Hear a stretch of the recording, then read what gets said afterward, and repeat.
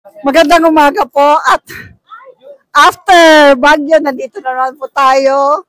Panibagong araw at panibagong pagtitinda ulit. Ilang araw po tayong hindi nakapag-live, hindi po tayo nakapagtinda kasi Bagyo nga, walang makuha. Alam mo naman ang mga isda ko, puro isdang bato. At kailangan sisirin. So, ito ang unang araw na nakasisid ang ating mga mangingisda. Ito po ang aking mga isda sa araw na to. Meron ako mga lalaking tapas, maliliit na tapas, sniper, mataya or wikilya, samaral, at labahita. Meron ako malalaking labahita ngayon. May mga maliliit din na labahita. Maya-maya, may maya tayo ngayon. Tsaka meron din po tayong lapo-lapo. Maya-maya. Medyo kukunti lang po talaga.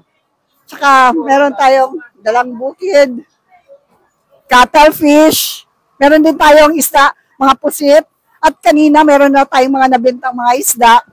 So, pagkatapos, medyo wala ng tao, kaya nakakapagpapakilala na naman po ako sa inyo ng aking mga isda sa araw na to. Sa aking mga suki, pwede na po kayong pumunta dito at mamalengke at makita na po natin ang ating mga isda na dinisplay.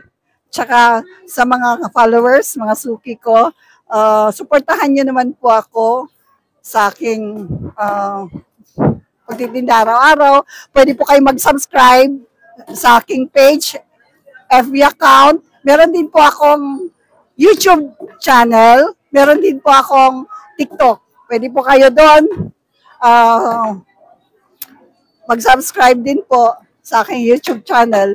At sa aking kasama din dito, si Gemma, ganun din. May bangos siya at may tilapia. Wala pa siyang mga isdang masyado. Hello, madam. Ano ka, madam? Suki ko to. Ito, suki ko. Follower ko rin. Nakikita din niya. Araw-araw yung mga tinitinda ko. Kaya dito siya ngayon.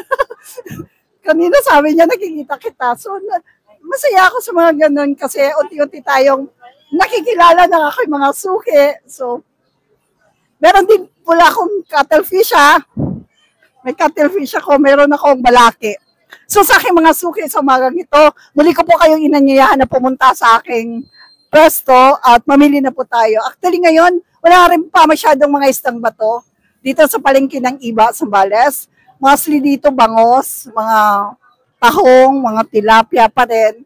Pero kahit pa paano sa araw na ito, meron na po akong mga istang bato. So, yun lamang po. Magandang